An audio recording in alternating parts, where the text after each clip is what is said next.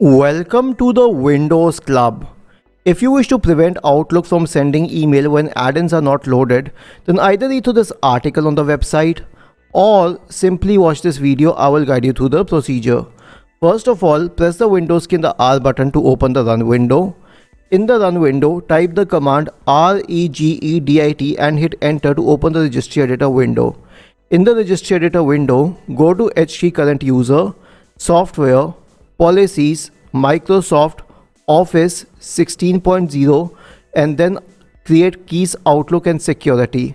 In the right pane, we will create a DWORD 32-bit entry. The name will be the one which I have copied here. You can copy it from the article. Right click, select new DWORD 32-bit value and paste it here. Then double click on it and change the value data to 1. Click on OK to save the settings, and this is it. Isn't this easy and interesting?